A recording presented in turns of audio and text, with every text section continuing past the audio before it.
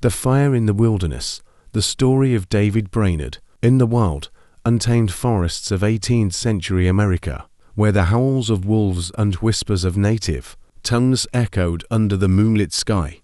A young man burned with a fire that few could understand. His name was David Brainerd, and though his life was short, his impact would stir the church for generations. Born on April 20th, 1718, in Haddam, Connecticut, David was raised in a Puritan household, yet it wasn't until the age of 21 that he truly encountered the grace of Christ. Stricken with a deep sense of sin and spiritual despair, he wandered through valleys of depression until, on July 12, 1739, he recorded in his diary, "The Lord brought me to a hearty desire to exalt him, to set him on the throne, and to seek first his kingdom." From that moment, Brainerd's life was no longer his own. Though plagued by tuberculosis, chronic loneliness, and periods of intense emotional suffering, he set his eyes on the harvest fields, not among the cities or seminaries, but among the Native American tribes.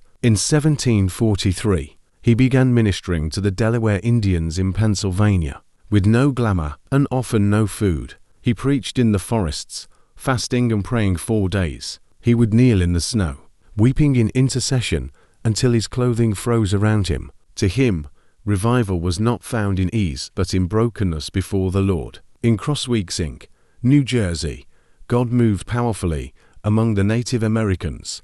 Brainerd wrote of one meeting, "The power of God seemed to descend like a mighty rushing wind. The tears and cries of awakened sinners filled the place. He baptized dozens, and many forsook their tribal gods for the Savior of the world. The Spirit fell upon the wilderness and history would never forget it." Yet his frail body could not contain such intensity for long. At only 29 years of age, on October 9th, 1747, Brainerd passed into glory in the home of Jonathan Edwards, who would later compile and publish his journals. Those journals, soaked in prayer and sorrow, ignited a missionary movement. Men like William Carey and Henry Martin would read Brainerd's story and find the courage to go into all the world. He did not build churches of stone, but he built altars in the world where the fire of God fell. David Brainerd, God's fiery general of the wilderness, reminds us that God's glory is not confined to cathedrals,